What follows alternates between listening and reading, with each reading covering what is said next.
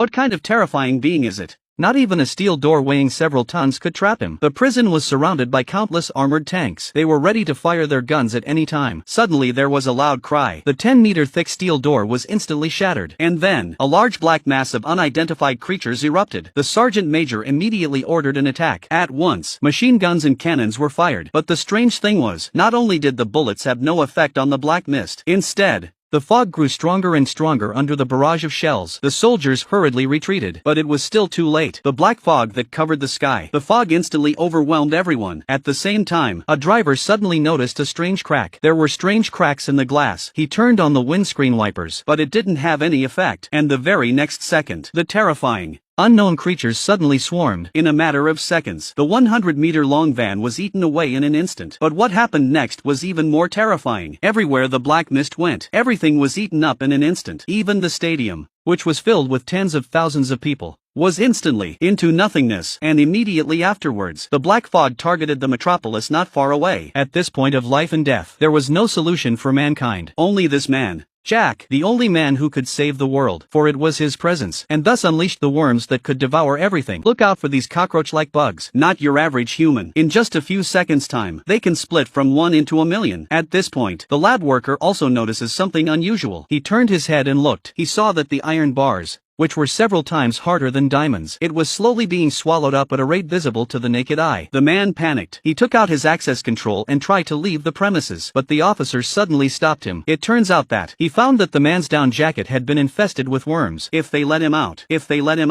the whole base would be finished. So, no matter how much the man begged for help, the officer didn't open the door. And in less than a minute, the man was bleeding from all sides, and he was on his way to his lunchbox. But the next second, the expert was shocked to discover the steel cable holding Ultraman in place was also rapidly eroding, followed by 10 meters of toughened glass began to show signs of worms. The expert saw that the situation was not good. The fire switch was pressed in a hurry. The hundreds of degrees of heat instantly ignited the entire laboratory. But when the flames dissipated, Ultraman was unharmed. While everyone was still at a loss for words, Ultraman suddenly raised his hands. Then he instantly disintegrated into countless nano-sized bugs. The expert tried to turn around and run away. The next second, the entire lab was completely swallowed up, and when the nanobugs burst out of the base, even the army could do nothing to stop them. So where did these bugs come from? Just 1 day ago, a giant sphere suddenly appeared in the middle of the city. Crowds gathered to watch. A large number of police officers soon arrived on the scene. The sphere was glowing with a strange blue light, and it was spinning on its own. When the people didn't know what to do, an alien slowly emerged from the sphere. The alien extended his right hand and shook hands with Dr. Mary. But the next second,